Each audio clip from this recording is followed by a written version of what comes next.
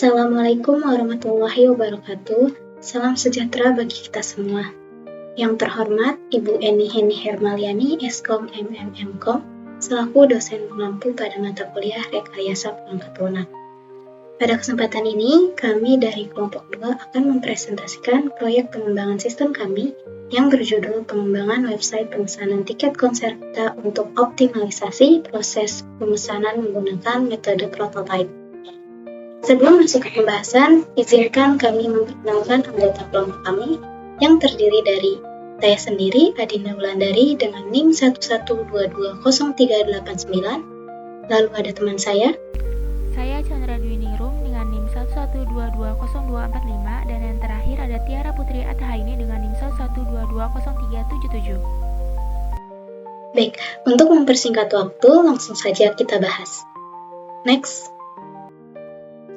Nah, pada presentasi ini, kami akan membahas beberapa poin penting, yaitu pertama, pendahuluan yang berisi latar belakang masalah dan tujuan pengembangan sistem.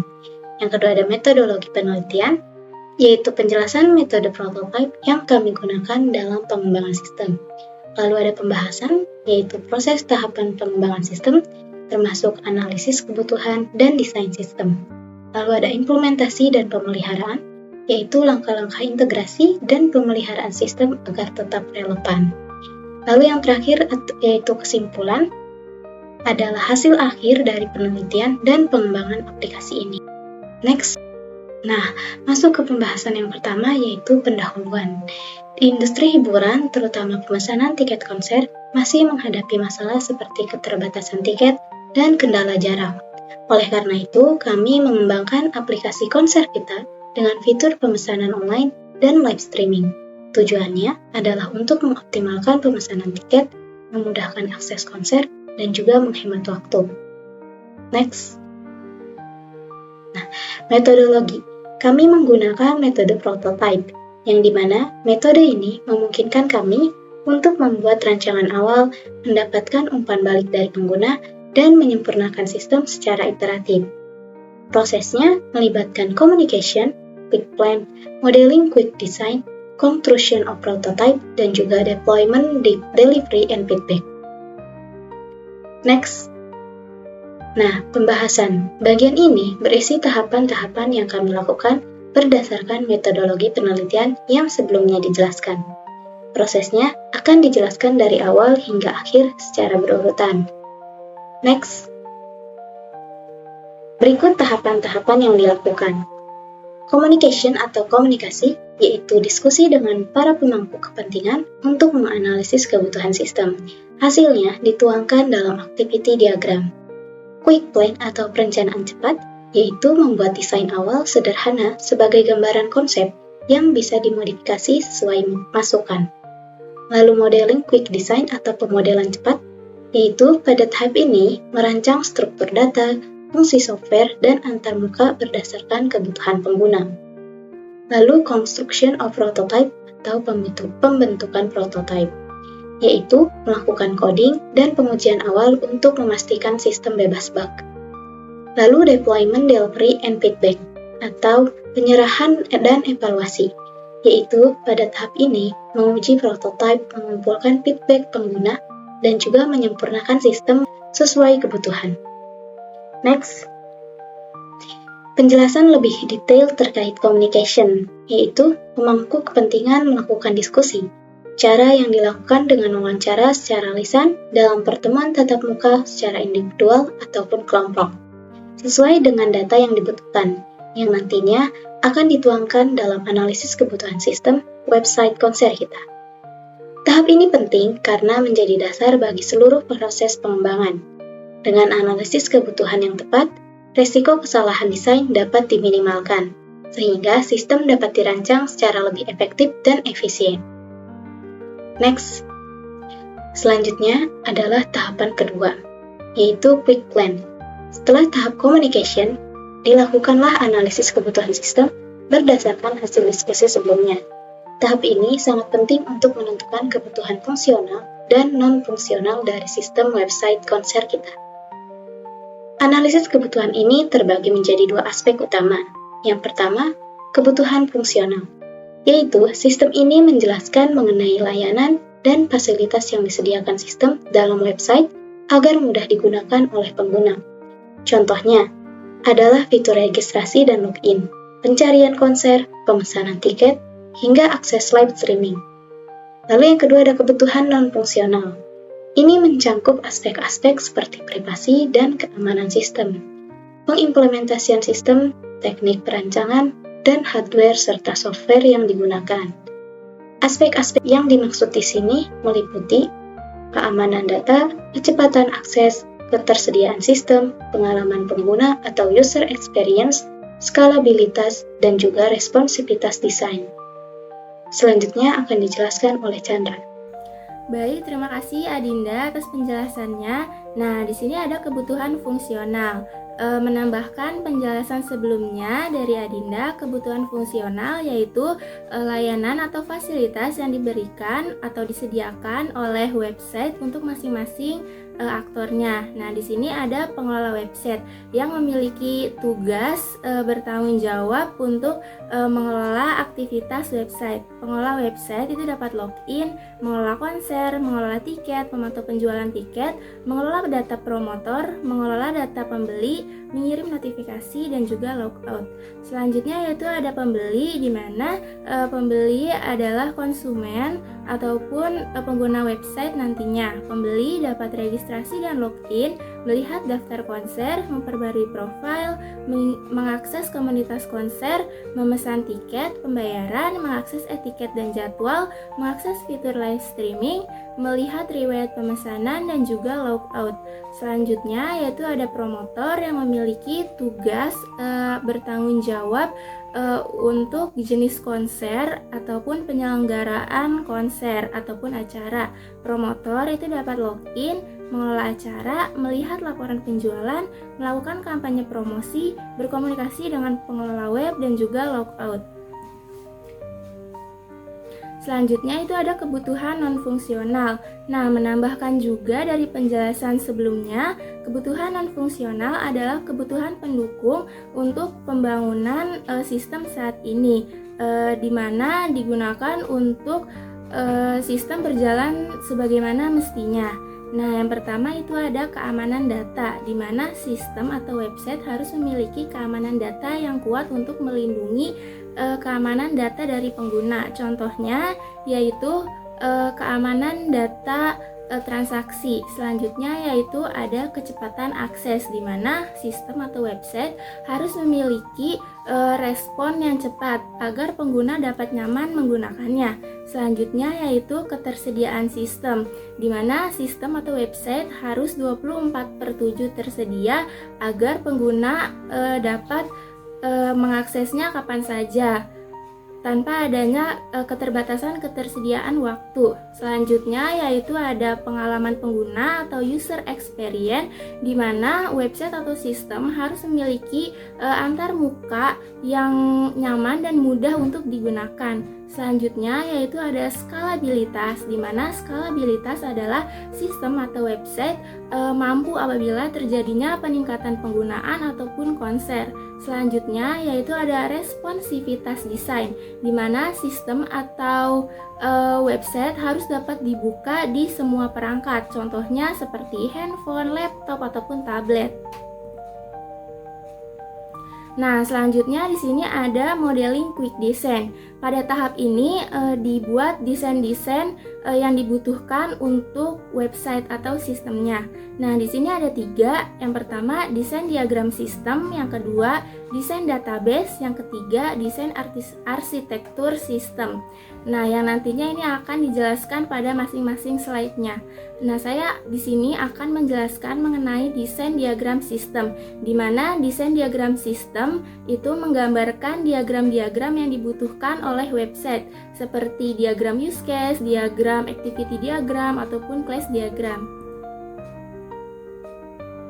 Nah, yang pertama itu ada use case, di mana untuk mengetahui interaksi antara aktor dan juga si sistemnya. Nah, di sini ada 3 aktor. Yang pertama, pengelola website, promotor, dan pembeli dengan masing-masing use case-nya. Pengelola website memiliki use case atau dapat mengakses, login, mengelola konser, mengelola tiket, memantau penjualan tiket, mengelola data promotor, mengelola data pembeli, mengirim notifikasi, dan juga logout.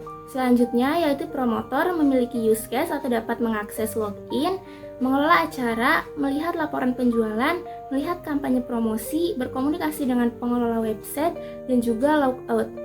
Selanjutnya yaitu ada aktor pembeli, itu memiliki use case atau dapat mengakses login, registrasi, melihat daftar konser, memperbarui profil, mengakses komunitas konser, memesan tiket, pembayaran, mengakses etiket dan jadwal, mengakses fitur live streaming, melihat riwayat pemesanan, dan juga logout. Selanjutnya yaitu di sini terdapat activity diagram, di mana activity diagram adalah untuk mengetahui aktivitas dari si sistemnya. Di sini ada activity diagram login, dimulai dengan initial node mulai, dan selanjutnya ada activity masuk ke menu login, masukkan username dan password, validasi username dan password. Nah, di sini ada decision valid. Apabila username dan password valid, itu akan berhasil masuk ke menu dashboard. Nah, apabila tidak valid, itu akan tampil pesan gagal login. Nah, di sini ditutup juga oleh merge valid dan selesai. Nah, selanjutnya di sini ada activity diagram pesan tiket.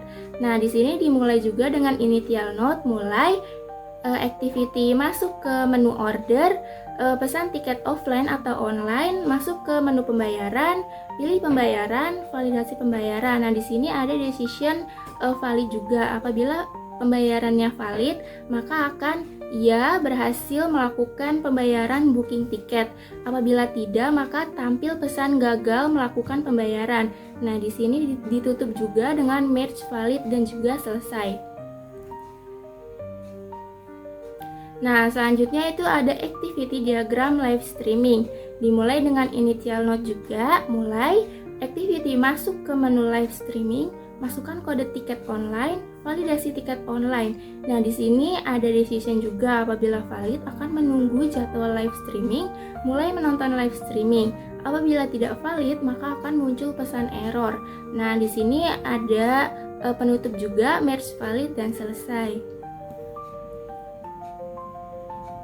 Selanjutnya atau yang terakhir yaitu class diagram untuk mengetahui relasi antar kelas. Nah, di sini ada kelas pembeli, data user, promotor, data transaksi, data tiket, pengelola web, data booking, dan juga data konser. Di mana masing-masing kelas itu memiliki nama kelas, atribut, dan juga metode atau operation yang dapat dilihat pada slide. Nah, di sini juga terdapat multiplicity-nya.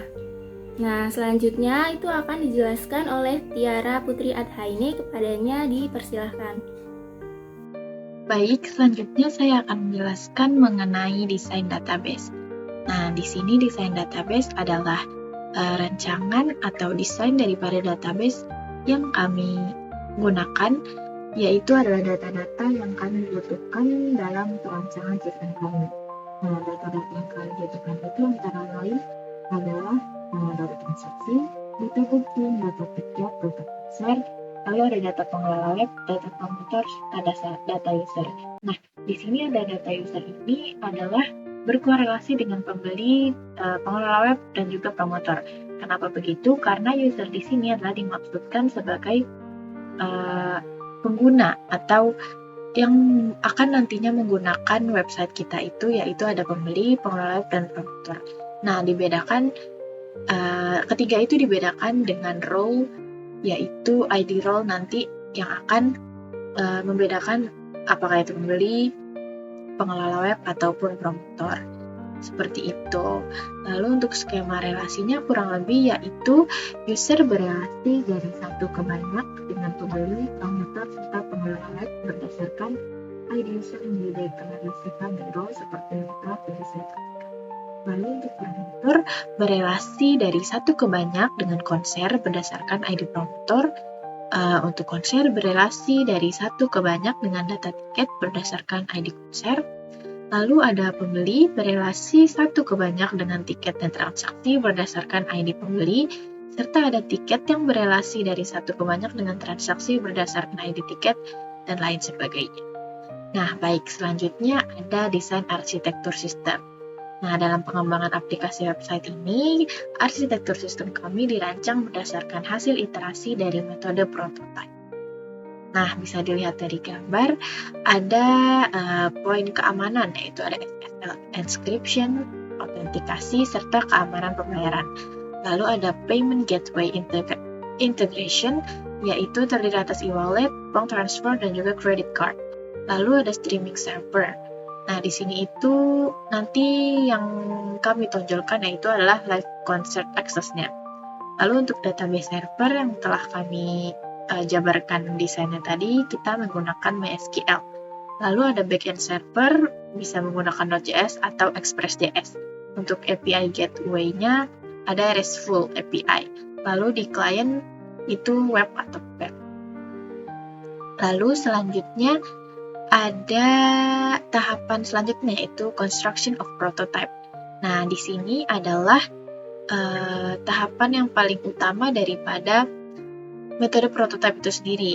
Seperti namanya metode prototype, maka ini adalah bintang daripada metode tahapan yang paling utama daripada metode prototype ini. Nah, di sini kami membangun prototype daripada sistem yang kami usulkan di awal. Ada tampilan awal, tampilan login, dan juga tampilan register. Lalu bisa dilihat juga nanti ada tampilan dashboard, tampilan profile, dan tampilan order. Ada juga tampilan komunitas, tampilan live streaming, dan juga tampilan tiket serta jadwalnya. Lalu ada juga tampilan transaksi serta pembayaran. Nah, lalu di sini ada tahapan terakhir daripada metode prototype. Nah, yang terakhir itu adalah deployment, delivery, and feedback. Yang pertama itu adalah pengujian black box. Nah, pengujian black box ini adalah pengujian yang berfokus pada validasi fungsionalitas aplikasi melalui interaksi input-output tanpa memeriksa struktur kode internal sistem. Nah, teknik ini digunakan karena tidak memerlukan pemahaman yang mendalam. Nah, bisa dilihat pada slide, kita ada tabel yang memiliki kolom, yaitu antara lain ada kolom fitur, kolom skenario pengujian, kolom test case, lalu ada kolom hasil yang diharapkan, kolom hasil pengujian, serta kolom kesimpulan. Mari kita ambil contoh satu, yaitu fitur login. Nah, di sini kita membuat skenario, yaitu untuk menginput username dan password dengan kombinasi valid dan tidak valid. Di test case-nya, kita memasukkan username admin, lalu passwordnya 1, 2, 3, 4. Lalu hasil yang diharapkan adalah login berhasil dengan data yang valid, sedangkan muncul error untuk data yang salah. Hasil pengujiannya itu diharapkan sesuai, maka kesimpulannya sistem validasi login akan berfungsi. Seperti itu. Lalu dapat dilihat juga seperti di fitur-fitur lain, ada fitur registrasi, fitur pemesanan tiket, dan lain sebagainya. Nah, baik, lalu kita lanjut saja ke poin yang selanjutnya, ada implementasi dan pemeliharaan. Nah, di poin implementasi ini ada implementasi sistem kepada lingkungan. Implementasi sistem ke lingkungan ini adalah proses penerapan dan pengintegrasian suatu sistem baru ke dalam lingkungan operasional yang sudah ada. Nah, proses ini mencakup beberapa tahapan penting. Yang pertama ada persiapan infrastruktur seperti server hosting, database, dan API integrasi. Lalu ada pengujian akhir, migrasi data, deployment, pelatihan pengguna, monitoring pasca implementasi, serta yaitu tadi monitoring pasca implementasi. Lalu yang kedua ada pemeliharaan sistem. Pemeliharaan sistem ini dilakukan untuk memastikan aplikasi konser tetap berjalan stabil, aman, dan selalu relevan dengan kebutuhan pengguna. Nah, baik, langsung saja. Selanjutnya adalah kesimpulan. Nah, berdasarkan hasil diskusi dari kelompok kami, aplikasi pengembangan website ini menunjukkan bahwa aplikasi kami ini berhasil mengurangi waktu tunggu, mempercepat proses, dan membuat pemesanan lebih mudah, dilengkapi dengan sebuah fitur untuk menonton konser secara online atau yang biasa kita sebut live streaming. Nah, selain itu, fitur-fitur website kami yang kami sesuaikan dengan kebutuhan dan preferensi pengguna itu diharapkan dapat meningkatkan pengalaman pengguna untuk nantinya semoga pengguna akan selalu menggunakannya lagi dan lagi secara berulang, seperti itu. Nah, baik, mungkin itu saja hasil diskusi dari kami. Kami sadar bahwa hasil diskusi kami ini masih jauh daripada kata sempurna, maka dari itu kritik dan saran kami persilahkan. Mungkin itu saja yang dapat kami sampaikan. Wassalamualaikum warahmatullahi wabarakatuh.